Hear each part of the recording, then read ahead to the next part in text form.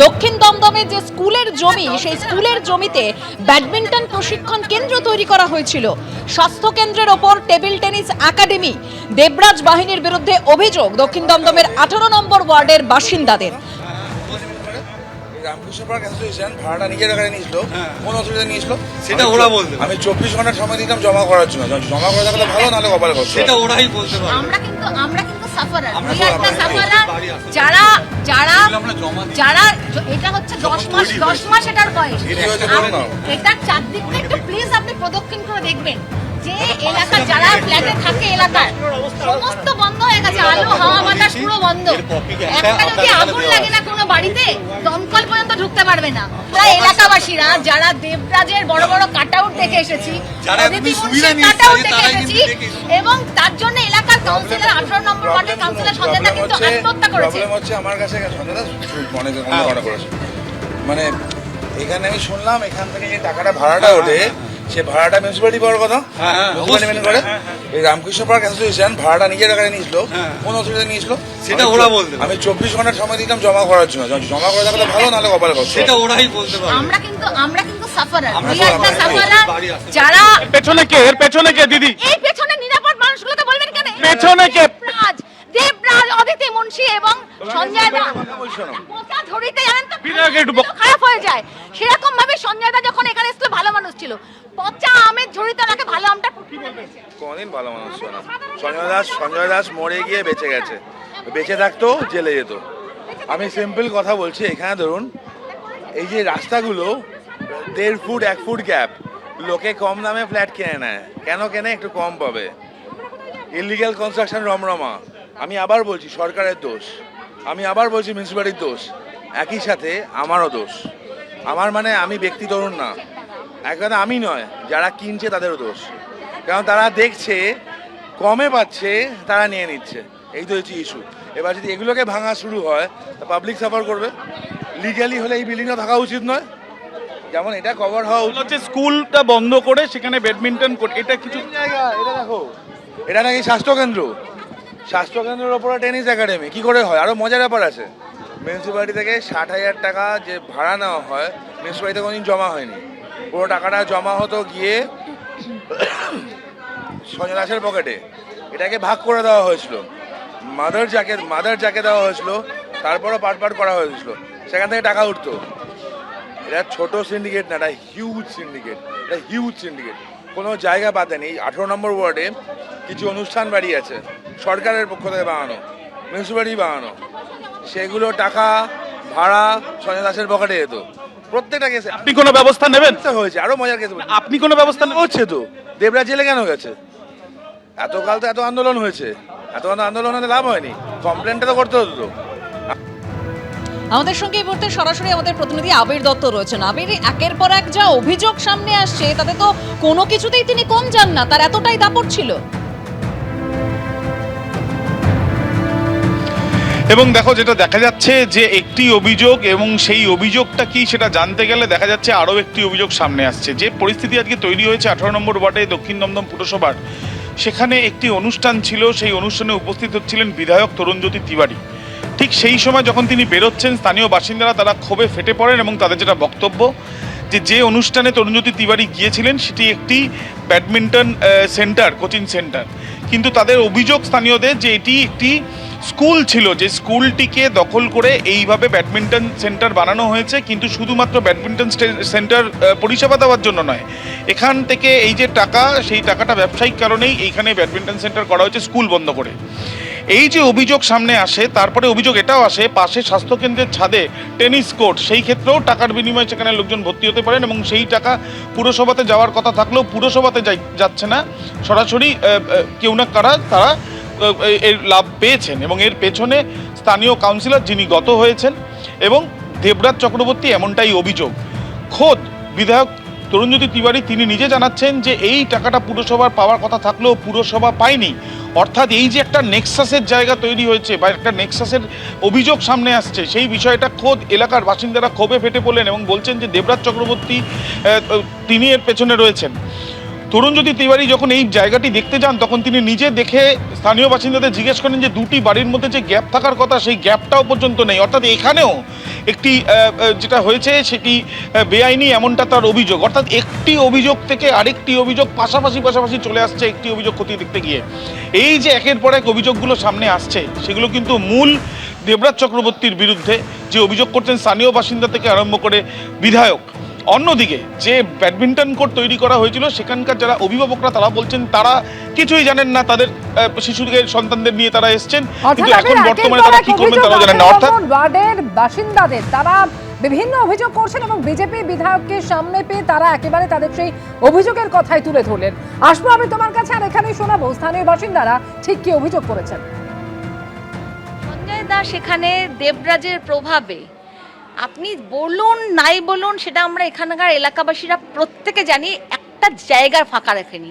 আদতে রয়েছে দেবরাজ পেছনে একটা, মানে যত না মমতা বন্দ্যোপাধ্যায় ছবির প্রচার হতো তার থেকে বড় বড় ছবি আমরা দেখে অভ্যস্ত দেবরাজের ছবি, এবং তার প্রচারে হচ্ছে এলাকার কাউন্সিলর সঞ্জয় দাস।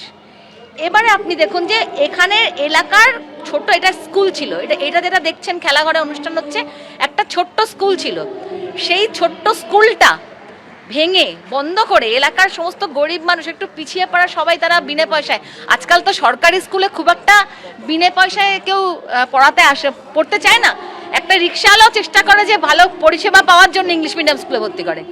তো এখানে একটা স্কুল ছিল যেখানে সত্যি গরিব মানুষের, পিছিয়ে পড়া সম্প্রদায় সমস্ত তারা এসে পড়াশুনো করতো বাচ্চারা, সেই স্কুলটা বন্ধ করে মিড ডে মিল চলতো, স্কুলটা বন্ধ করানো হলো, কারণ পিছনে কি আমাদের রটানো হলো এটা নাকি একটা বৃদ্ধাশ্রম করা হবে। সেই বৃদ্ধাশ্রমও গেল, কারণ যে জমিটা দান করেছিলেন এখানে স্কুলের জন্য তার পার্সোনাল জমি উনি স্কুল করতে দিয়েছিলেন। স্কুল বন্ধ করে খেলাঘর, স্কুল বন্ধ করে খেলাঘর বলবেন না, বলুন বিজনেস পারপাস। এখানে কেউ বিনে পয়সায় কেউ, আমরা জিজ্ঞেস করেছিলাম এটা ওঠার সময় সঞ্জয় দাসকে, আপনি তো এলাকার সমস্ত পার্ক বন্ধ করে দিলেন, খেলাদের বাচ্চাদের একটা সুন্দর খেলার পার্ক ছিল, সেই পার্কটাতে আমাদের বাচ্চা কাচ্চারা খেলে বড় হয়েছে, সেই পার্কটা বন্ধ করে দেওয়া হলো। সেই পার্কটা বন্ধ করে সেখানেও বিজনেস সেন্টার হলো, কি না বিয়ে বাড়ি তৈরি হলো। আপনারা লিখিত অভিযোগ করেছিলেন থানাতে? একবার নয়, একাধিকবার। আপনাদের একই সেম, আমরা ভুক্তভোগী, আমরা সাফারার। এই দিনের গরমে এই বাচ্চা নিয়ে বাড়িতে থাকতে পারি না, ফ্যান চালাতে পারছি না, হ্যাঁ এই বাচ্চা নিয়ে এই গরমে এই ঘরে থাকতে পারছি না, আমরা মারাত্মক কষ্ট পাচ্ছি। আপনারা কি বলবেন, ক্ষমতার অপব্যবহার হয়েছে? হ্যাঁ অবশ্যই, এবং আমরা প্রত্যেকে ভয় পেয়েছি। আর একটা ছোট্ট কথা বলছি, সেটা হচ্ছে ছোটবেলায় আমরা বল খেলতাম এবং বল ঢুকে যেত, স্যার আমাদের দুবার কান ধরে উঠবোস করে তারপর বল ফেরত দিত। আগে মানুষের জীবন, আগে ফুর্তি।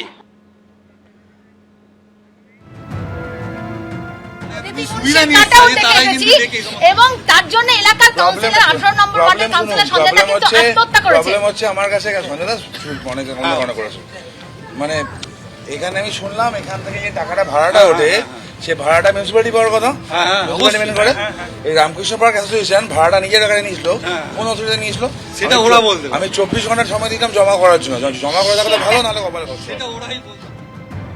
বিজেপি বিধায়ককে সামনে পেয়ে ক্ষোভ একেবারে উগড়ে দিলেন এলাকার বাসিন্দারা। আরো একবার কথা বলবো, আবির দত্ত আমাদের সঙ্গে রয়েছেন। অর্থাৎ আবির, এই ব্যাডমিন্টন প্রশিক্ষণ কেন্দ্র হোক বা টেবিল টেনিস একাডেমি, এই প্রত্যেকটা গড়ে তোলার পিছনে মূল উদ্দেশ্য ছিল একেবারে ব্যবসায়িক কারবার, আর সেই নেক্সাসটাই, টাকার সেই নেক্সাসটাই গড়ে তুলেছিল দেবরাজ চক্রবর্তী, এমনই অভিযোগ করছেন এলাকার মানুষ। দেখো একেবারে, এবং তারা যেটা জানাচ্ছেন যে স্থানীয় কাউন্সিলর তিনি বকলমে থাকলেও তিনি বর্তমানে তিনি গত হয়েছেন, তার মৃত্যু হবার পর এখন পর্যন্ত এই ধরনের জায়গাগুলো তৈরি করা হয়েছিল ব্যবসায়িক স্বার্থে বলে তাদের দাবি, সেই জায়গাগুলো অভিভাবকহীন হয়ে গিয়েছে। কিন্তু আদতে কাউন্সিলরের মাথার উপরে যিনি ছিলেন, অর্থাৎ অদিতি মুন্সি তিনি বিধায়ক এবং দেবরাজ চক্রবর্তী, তারাই ছিলেন এর পেছনে।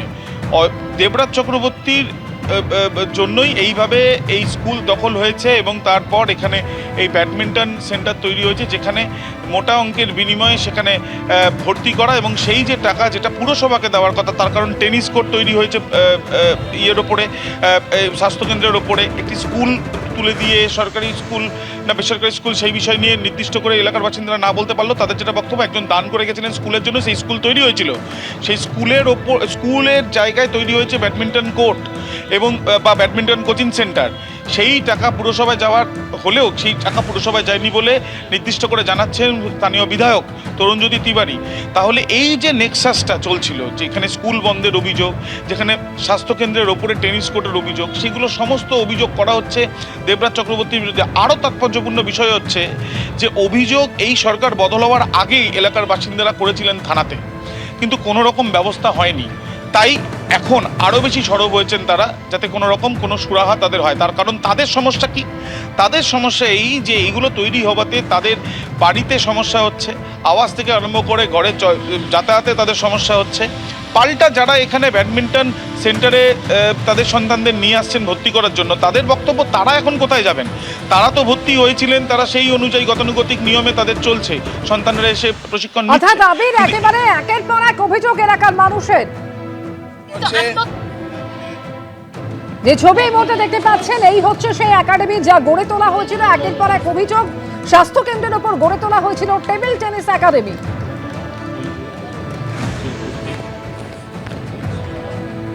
স্কুলের জমিতে গড়ে তোলা হয়েছিল ব্যাডমিন্টন প্রশিক্ষণ কেন্দ্র। দক্ষিণ দমদমের এই হচ্ছে সেই ব্যাডমিন্টন প্রশিক্ষণ কেন্দ্র। দ্বিতীয় সর্বজনপ্রিয় খেলা, এ বিষয়ে কোনো সন্দেহ নেই। যেহেতু এটা ইন্ডিভিজুয়াল গেম, তাই ক্রেজও বাড়ছে। টিম গেমের অনেক সমস্যা, অনেক কিছু সেটা নেই বলে ইন্ডিভিজুয়াল গেমের জন্য ব্যাডমিন্টনের প্রচারটা আরও বেশি বাড়ছে। দেবরাজ চক্রবর্তীর বিরুদ্ধে ভুরি ভুরি অভিযোগ। দক্ষিণ দমদমে স্কুলের জমিতে গড়ে ওঠা ব্যাডমিন্টন প্রশিক্ষণ কেন্দ্র, আর অন্যদিকে স্বাস্থ্য কেন্দ্রের উপর তৈরি হয়েছে টেবিল টেনিস একাডেমি।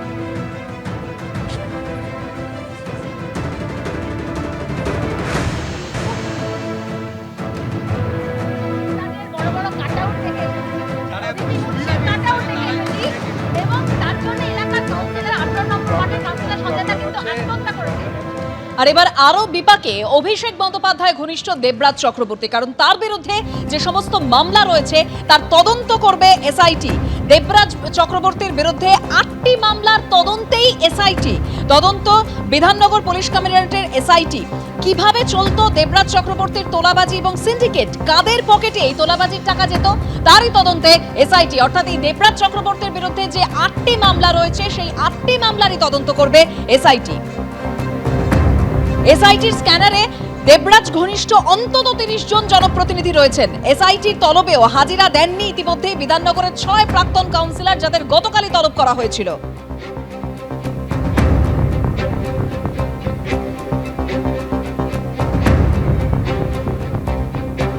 বিধাননগরের প্রাক্তন তৃণমূল কাউন্সিলর মনীষ মুখোপাধ্যায়কে তলব করা হয়েছিল, হাজিরা দেননি। বিনু মণ্ডল বিধাননগরের প্রাক্তন তৃণমূল কাউন্সিলর, তিনিও হাজিরা দেননি। সম্রাট বড়ুয়া প্রাক্তন তৃণমূল কাউন্সিলর, গতকাল তলব করা হয়েছিল, হাজিরা দেননি। গোপাল বাগুই প্রাক্তন তৃণমূল কাউন্সিলর, এদেরকে এসআইটির তরফে তলব করা হয়েছিল। এরা প্রত্যেকেই দেবরাজ ঘনিষ্ঠ। যেরকম রতন মৃধা দেবরাজ ঘনিষ্ঠ আরেকজন দেবরাজ চক্রবর্তীর ছায়া সঙ্গী বলা হয় রতন মৃধাকে, তিনিও হাজিরা দেননি। যা ইস্যু আছে একটা পিএসের পক্ষে সম্ভব না, কারণ অনেক মাল্টিপল পিএস ইনভলভ আছে এখানে। একই সাথে ইডিরও উচিত ম্যাটারটাকে ইনভেস্টিগেট করা, যেহেতু প্রেডিকামেন্ট অফেন্স আছে, মানি ট্রেল আছে। মানি ট্রেলের জন্য ED is the best agency, নেওয়া উচিত। প্রপার্টি তো দুজনের নামেই ছিল, দেবরাজ চক্রবর্তী, অদিতি মুন্সি, দুজনের নামেই প্রপার্টি ছিল। দুজনেই মানি সাইফনটা করেছে। কোত্থেকে এসছে, কীভাবে এসছে, কেউ জানে না টাকা। অদিতি মুন্সি একটা বেবি আছে, 4 মাসের বাচ্চা, তার জন্য কোর্ট তাকে অন হিউম্যানিটেরিয়ান গ্রাউন্ডে অ্যান্টিসিপেটরি বেল দিয়েছে। তো বাদ বাকিগুলো তো আছে। হ্যাঁ, জিজ্ঞেস করা উচিত। মুখোমুখি প্রাণনাথের সামনে বসে গান টান করবেন না উত্তর দেবেন, উনি ঠিক করবেন। কিভাবে চলতো দেবরাজের দলবলের তোলাবাজির অপারেশন? পুলিশ সূত্রে খবর, কোথাও নতুন প্রমোটিং বা প্রজেক্ট শুরু হলেই হাজির হতো এই দেবরাজ বাহিনী। দাবি করা হতো মোটা অঙ্কের টাকার, আর সেই টাকা দিতে না চাইলে প্রজেক্টের নকশায় খুঁত বের করত বিধাননগর পুরসভা। নকশায় খামতি আছে বলে ধরানো হতো সরকারি নোটিশ, আর বন্ধ করে দেওয়া হতো সেই কাজ। বাধ্য হয়ে প্রমোটাররা স্থানীয় কাউন্সিলরের দ্বারস্থ হলে চলত লাখ লাখ টাকায় রফা, আর টাকা পেলেই ফের মিলত কাজ শুরু করার সবুজ সংকেত।